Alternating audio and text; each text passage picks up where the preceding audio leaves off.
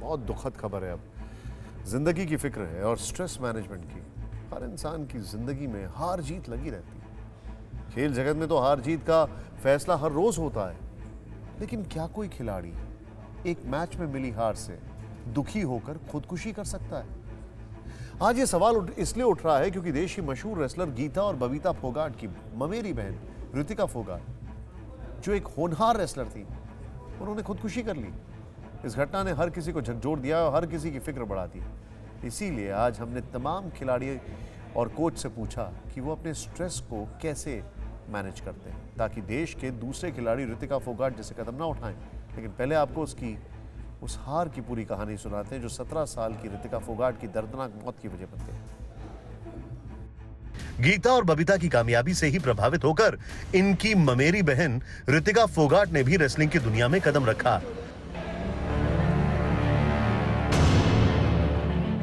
और गीता और बबीता के पिता द्रोणाचार्य अवॉर्डी महावीर सिंह फोगाट की रेसलिंग एकेडमी में 4 साल से ट्रेनिंग ले रही थीं।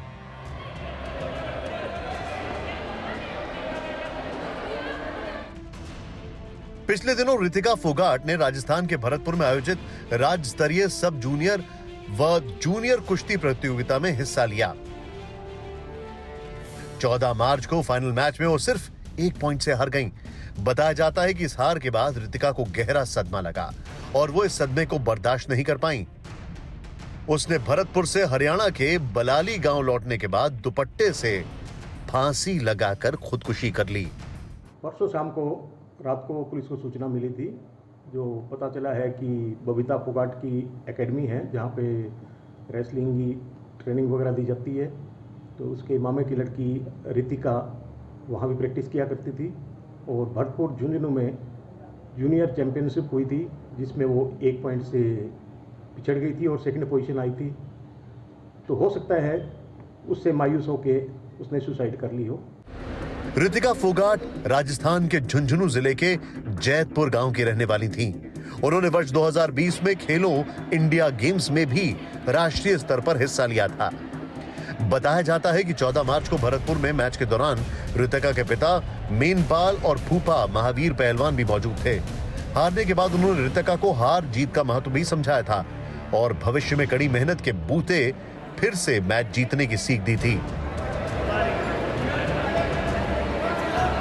वो उनकी भरतपुर स्टेट की कुश्ती थी जूनियर, और वो वहाँ 1 पॉइंट से फाइनल कुश्ती हार गई थी। ये एक वजह हो सकती है कि उसने आज ये कदम उठा लिया, और नहीं तो ऐसी कोई चीज़ नहीं कि हमारे तो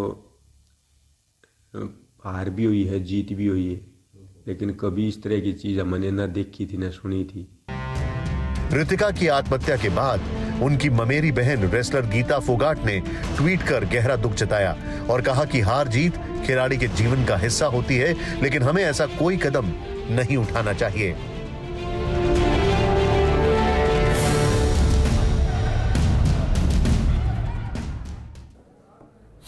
आपकी सेहत आपकी बात। देखिए कैसे रहें फिट मेरे साथ। खान पान, स्ट्रेस, डिप्रेशन पर अब जरूरी है बात। मैं हूं doctor Shikha Sharma. TV9 digital पर देखिए मेरे साथ। आप फिट तो सब हिट।